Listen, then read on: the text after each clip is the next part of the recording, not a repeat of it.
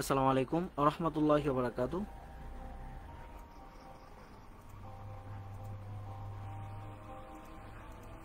স্বাগতম তোমাদের সবাইকে।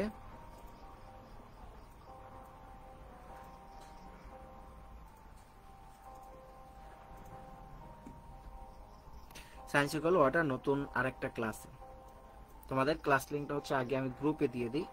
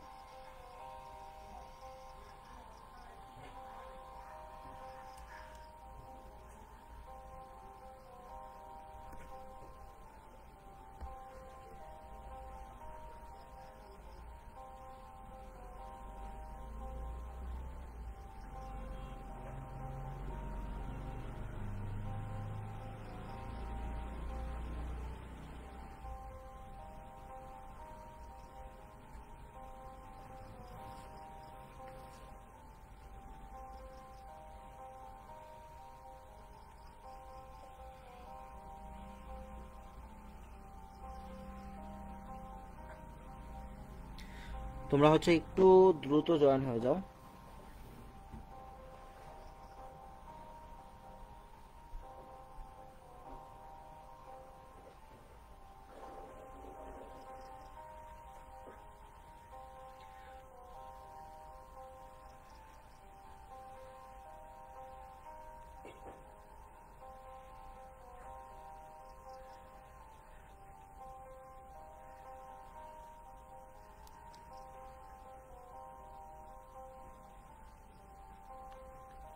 ওকে, ঠিক আছে, আমরা হচ্ছে শুরু করে দিই। এই অধ্যায় থেকে আমি যদি সহজে তোমাদেরকে বলি, জাস্ট হচ্ছে তিনটা টাইপ। একটা হচ্ছে অ্যাসিড সংক্রান্ত, একটা হচ্ছে ক্ষার সংক্রান্ত এবং একটা হচ্ছে লবণ সংক্রান্ত।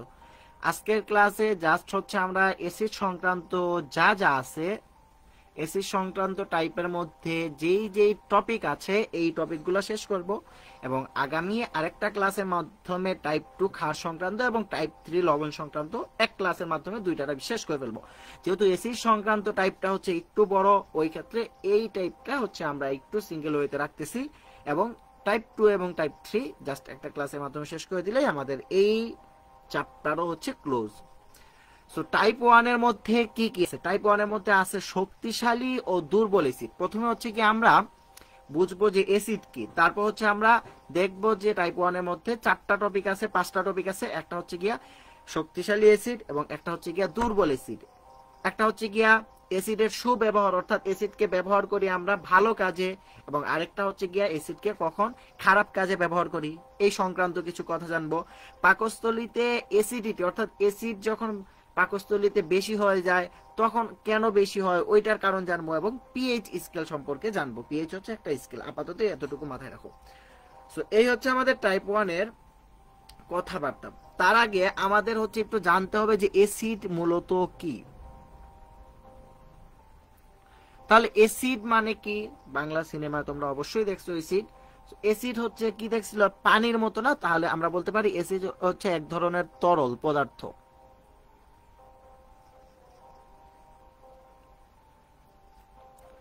সুন্দর একটা কথা, অ্যাসিড হচ্ছে এক ধরনের তরল পদার্থ।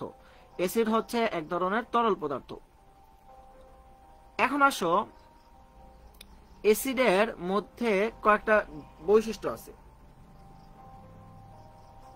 ওয়ালাইকুম আসসালাম, ওয়ালাইকুম আসসালাম, যা সালাম দিচ্ছ ওয়ালাইকুম আসসালাম। দেখো, অ্যাসিডের মধ্যে কয়েকটা বৈশিষ্ট্য আছে, ওইগুলো হচ্ছে আমরা দেখব। তারপর দেখব শক্তিশালী অ্যাসিড এবং দুর্বল অ্যাসিড। শক্তিশালী অ্যাসিড এবং দুর্বল অ্যাসিড। তাহলে এক ধরনের তরল পদার্থ, এইটা হচ্ছে কিন্তু খুবই বেশি ইম্পর্টেন্ট। অ্যাসিড এক ধরনের তরল পদার্থ এবং অ্যাসিড কিন্তু দুই প্রকারের হয়। কি? একটা হচ্ছে গিয়ে শক্তিশালী অ্যাসিড হয় এবং একটা হচ্ছে গিয়ে দুর্বল অ্যাসিড হয়। শক্তিশালী অ্যাসিড কি এবং দুর্বল অ্যাসিড কি? তুমি একটা পাত্রে কিছু পরিমাণ অ্যাসিড ঢাললা, কি ঢাললা, কিছু পরিমাণ অ্যাসিড ঢাললা, লাল কালির এটা হচ্ছে গিয়ে কিছু পরিমাণ অ্যাসিড, এবং তারপর কিছু পরিমাণ পানি ঢাললাম। তাহলে এই পাত্রে আমরা কি বলতে পারি, এই পাত্রে বা 1 নং পাত্রে অ্যাসিড এবং পানি ঢাললাম, অর্থাৎ অ্যাসিড এবং পানির সংমিশ্রণ আছে। বুঝতে পারছো? ঠিক আছে, তো অ্যাসিড এবং পানি মিলে গেছে। অ্যাসিডের মধ্যে আরেকটা হিডেন ইনফরমেশন তোমাদেরকে বলি, হাইড্রোজেন আয়ন আছে। অ্যাসিডের মধ্যে কি আছে, এর মধ্যে হাইড্রোজেন আয়ন আছে, অর্থাৎ হাইড্রোজেন প্লাস আছে, H প্লাস আছে, হাইড্রোজেন প্লাস, এক ধরনের গ্যাস বলতে পারো। তো অ্যাসিডের মধ্যে হাইড্রোজেন আয়ন আছে। ঠিক আছে, তো যখন আমরা একটা পাত্রে পানি নিলাম এবং এই পাত্রে হচ্ছে কি আমরা অ্যাসিড নিলাম, তখন দেখলাম হাইড্রোজেন আয়নটা ভাঙে নাই, হাইড্রোজেন আয়নটা H প্লাস এর মতোই হয়ে আছে। বুঝতে পারছো? তাহলে হাইড্রোজেন আয়নটা ভাঙে নাই, ভাঙলেও হালকা পরিমাণে ভাঙছে, প্রপারলি ভাঙে নাই। তাহলে আমরা বলবো যেহেতু এই অ্যাসিডটা হাইড্রোজেন আয়নকে ভাঙতে পারে নাই, তাহলে এটা হচ্ছে কি দুর্বল অ্যাসিড।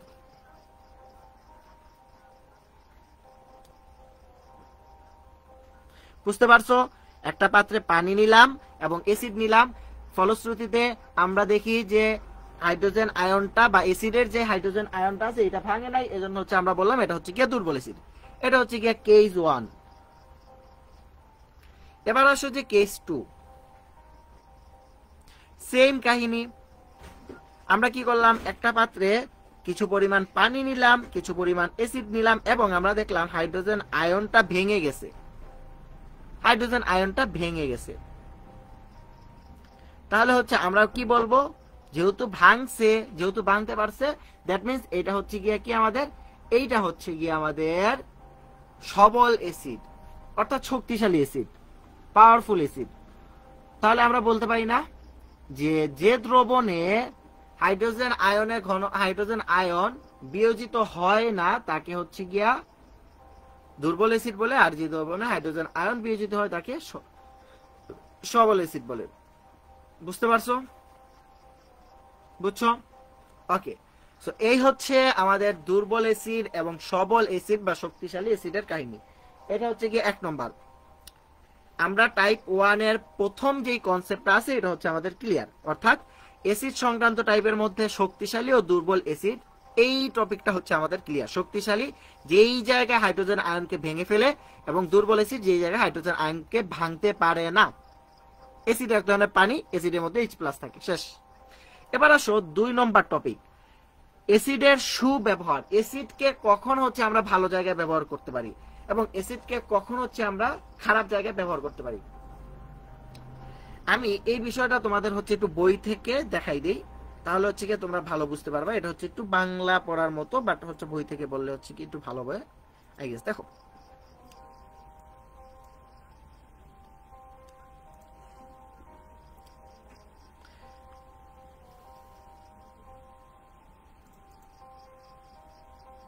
দেখো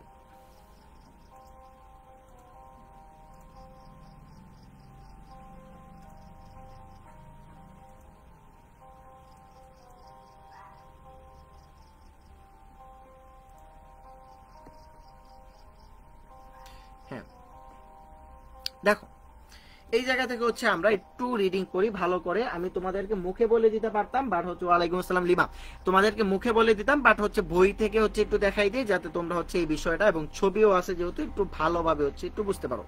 অ্যাসিডের দৈনন্দিন জীবনে অ্যাসিডের ব্যবহার, এইটাই তো আমরা বলছিলাম, তাই না?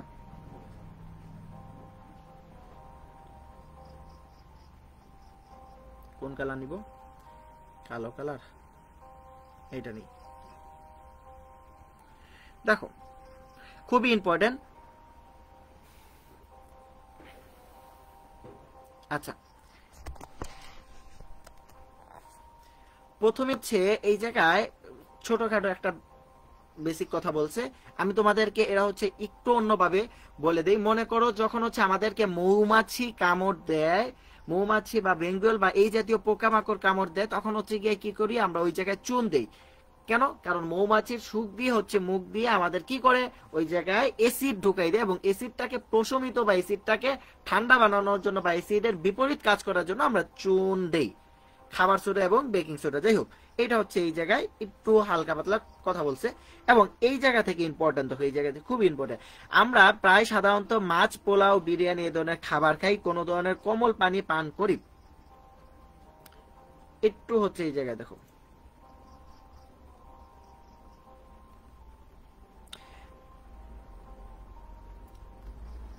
এ ধরনের খাবার খাওয়ার পর কোনো ধরনের কোমল পানীয় পান করি, এটা কি আমাদের কোনো কাজে আসে? আসলে হজম করার জন্য পাকস্থলীতে নির্দিষ্ট মাত্রা হাইড্রোক্লোরিকের অ্যাসিডে প্রয়োজন হয়। এই মাত্রার হেরফের হলে আমাদের পরিপাকে অসুবিধা হয়।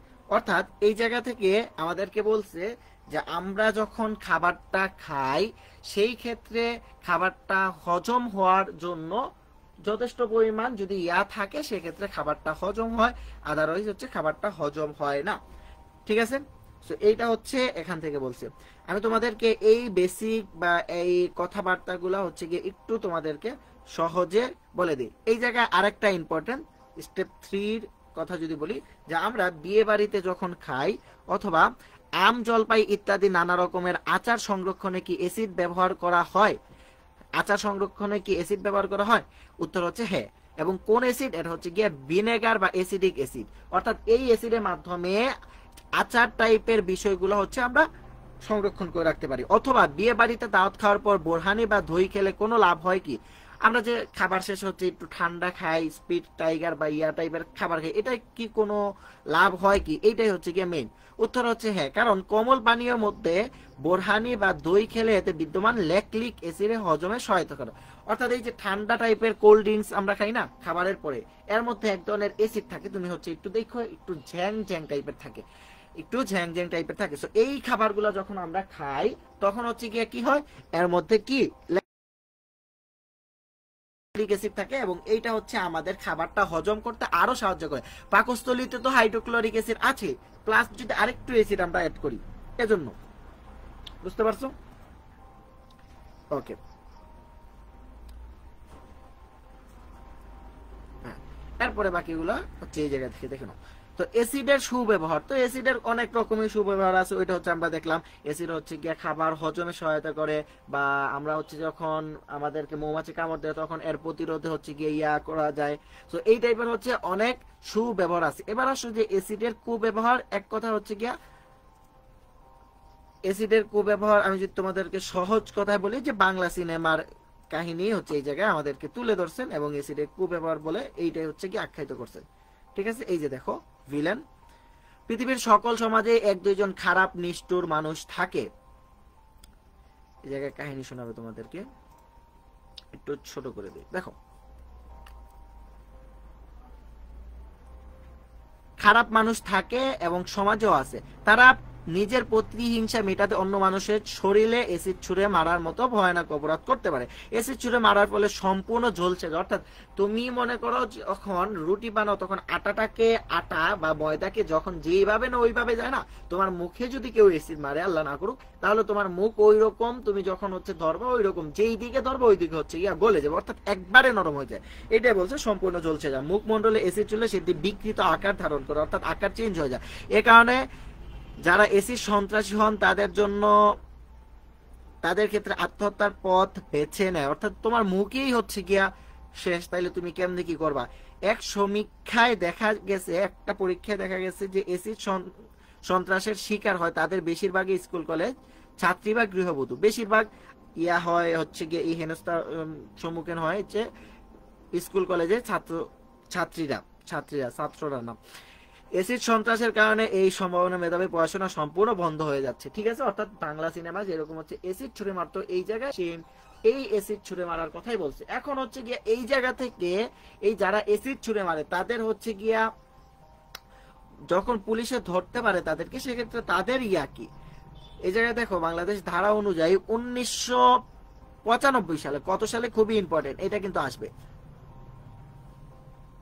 1900 মারাত্মক অপরাধ বাংলাদেশ নারী ও শিশু নির্যাতন আইন অনুযায়ী 1985 সালে এসিড ছোড়ার শাস্তি যাবজ্জীবন কারাদণ্ডে এবং মৃত্যুদণ্ড পর্যন্ত হতে পারে। অর্থাৎ কেউ যদি এসিড ছুড়ে সেক্ষেত্রে তাকে হচ্ছে মৃত্যুদণ্ড পর্যন্ত হচ্ছে কি সাজা দিয়ে দেওয়া হতে পারে। তো এইটা হচ্ছে কি এসিডের খারাপ ব্যবহার। তো এর মাধ্যমে কি হয়, নিজেরও ক্ষতি হয় এবং অন্য আরেকটা মানুষের লাইফ শেষ করে দেয়। এইটা হচ্ছে এই জায়গায় সুন্দরভাবে বলতেছে এবং বলছে যে এসিড বিক্রির ক্ষেত্রেও সতর্ক থাকতে হবে যে এসিডটা কোন কারণে নিচ্ছে। ঠিক আছে, এর মাধ্যমে আমাদের কি টাইপের এর মধ্যে এইটা শেষ হইলো, সুব্যবহার শেষ হইলো, কুব্যবহার শেষ হইলো। এখন আসলে যে পাকস্থলীতে অ্যাসিডিক হওয়ার কারণ, পাকস্থলীতে অ্যাসিডিক হওয়ার কারণ মানে কি? পাকস্থলীতে যেই পরিমাণ অ্যাসিড আছে এর থেকে নির্দিষ্ট পরিমাণ অ্যাসিডের থেকে যদি বেশি অ্যাসিড হয় তাহলে সেটাকে অ্যাসিডিক বলা হয়। সেটাকে কি বলা হয়? অ্যাসিডিক বলা হয়। পাকস্থলীতে মনে করো তোমার 1 লিটার অ্যাসিড আছে, এখন কোন ভাজা বুড়া খাওয়ার পরে অ্যাসিড হয়ে গেল 1.5 লিটার, তাহলে তো আমরা কি বলবো? এটা হচ্ছে কি অ্যাসিডিক অবস্থা চলতেছে। তাহলে অ্যাসিডিক অবস্থা চললে কি হয়? অ্যাসিডিক অবস্থা চললে আমাদের গ্যাস্ট্রিকে চাপ দেয়, ফলশ্রুতিতে আমাদের হচ্ছে গিয়ে ঢেকুর আসে বা আমাদের হচ্ছে গিয়ে বমি বমি ভাব আসে বা আমাদের গলা জ্বলে অথবা আমাদের পেট জ্বলে। তো এই যে টাইপের বিষয়গুলা, এইগুলা কোন কারণে হয়? এগুলা পাকস্থলীতে অ্যাসিড বেড়ে যাওয়ার কারণে হয়। এগুলা পাকস্থলীতে অ্যাসিড বেড়ে যাওয়ার কারণে হয়। তো আমাদের এই জায়গায় সমাধান কি? এই জায়গায় হচ্ছে আমাদের সমাধান হচ্ছে কি আমরা কি করব? এই অ্যাসিডটাকে কমাতে হবে। কিভাবে কমাবা? টান মেরে বের করে নিয়ে আসবা না, আমরা হচ্ছে কিছু পরিমাণ ক্ষার খাবো। ক্ষার কি? ওই যে অ্যান্টাসিড, অ্যান্টাসিড হচ্ছে তোমরা খাও অথবা সিরাপ আকারে খাও, ট্যাবলেট বা সিরাপ, ওই অ্যান্টাসিডটা হচ্ছে আমরা খাবো। যার ফলে কি হয়? এই অ্যান্টাসিডটা গিয়ে অ্যাসিডকে প্রশমিত করে ফেলে বা কন্ট্রোল করে ফেলে বা কমিয়ে ফেলে। আগে ছিল মনে করো যে 2 লিটার, তাকে কমাই হচ্ছে 1 লিটার বানাই ফেলে অ্যান্টাসিডটা। বুঝতে পারছো? তো এই হচ্ছে গিয়ে পাকস্থলীতে অ্যাসিডিক ব্যবহার হওয়ার কারণ। ঠিক আছে, এবার আসো লাস্ট টপিক আমাদের এই জায়গা থেকে হচ্ছে গিয়ে পিএইচ। পিএইচটা কি? পিএইচটা হচ্ছে এক ধরনের স্কেল, এক ধরনের স্কেল। আমি যদি এই জায়গা থেকেই দেখাই,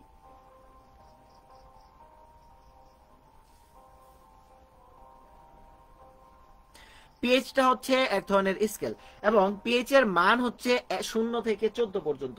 যদি আমাদের, এখন আমি তোমাদেরকে একটু বলি, মনে করো যে একটা জায়গায় তরল পদার্থ আছে, ওই তরল পদার্থের মধ্যে একটা পানি আছে, একটা অ্যাসিড আছে, একটা ক্ষার আছে। এখন তোমাকে আমি বললাম যে তুমি গিয়ে পানিটা খাও, এখন তুমি কিভাবে বুঝবা কোনটায় পানি, কোনটায় ক্ষার, কোনটায় অ্যাসিড? তুমি তো বুঝতে পারবা না। তুমি পিএইচ টেস্ট করবা। তুমি যখন দেখবা পিএইচ টেস্ট করার পর পিএইচ এর মান আসছে 0 থেকে 6 পর্যন্ত, তুমি বলবে এটা অ্যাসিড, তাহলে এটা খাওয়া যাবে না। আবার হচ্ছে গিয়ে তুমি কি চেক করলা? আরেকটা পাত্রে গিয়ে চেক করলা এবং পিএইচ এর মান আসতে 8 থেকে 14 পর্যন্ত, তুমি বলবে এটা ক্ষার বা ক্ষারীয়, এটাও খাওয়া যাবে না। এবং আবার আরেকটা পাত্রে তুমি চেক করলা এবং দেখলা এই জায়গায় পিএইচ এর মান ডিরেক্ট 7 আসছে, তাহলে তুমি বলবে এটা হচ্ছে গিয়ে নিরপেক্ষ বা এটা হচ্ছে পানি। তো পিএইচ স্কেলের মান 0 থেকে 14 পর্যন্ত, 0 থেকে 6 পর্যন্ত হচ্ছে গিয়ে অ্যাসিডীয়, 7 হচ্ছে নিরপেক্ষ এবং 8 থেকে 14 পর্যন্ত ক্ষারীয়। এতটুকুতে ঝামেলা আছে কিনা?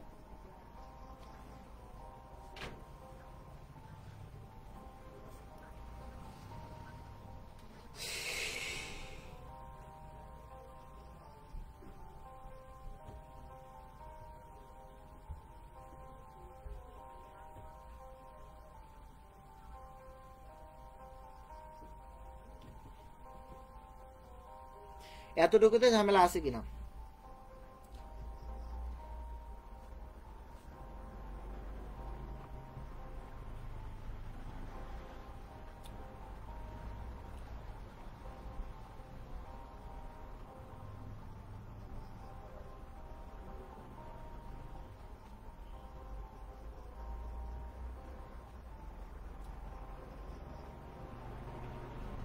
Clear clear clear.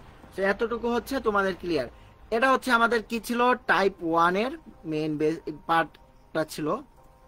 তোমাদেরকে যদি একটু বলি, আমাদের হচ্ছে টাইপ 1 এর মধ্যে অ্যাসিড, দুর্বল অ্যাসিড, শক্তিশালী অ্যাসিড, তারপর হচ্ছে গিয়া সুব্যবহার অ্যাসিডের, কুব্যবহার অ্যাসিডের, কেন পাকস্থলীতে অ্যাসিডের পরিমাণ বেশি বেড়ে যায় এবং পিএইচ স্কেলটা সম্পর্কে ধারণা।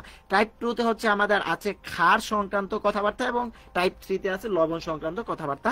এই টাইপ 2টা হচ্ছে আরো বেশি সুন্দর এবং সহজ এবং ছোট। সো এই 2টা টাইপ হচ্ছে আমরা পড়ে ফেলবো। তো আজকে আমাদের এই টাইপটাই ছিল, এই টাইপটা হচ্ছে আমরা ছোট ক্লাসের মাধ্যমে শেষ করে ফেলছি। আগামীকাল তোমাদের সাথে আবার দেখা হবে, সেই পর্যন্ত ভালো থাকো তোমরা সবাই, সুস্থ থাকো। আল্লাহ হাফেজ, আসসালামু আলাইকুম ওয়া রাহমাতুল্লাহি ওয়া বারাকাতুহু।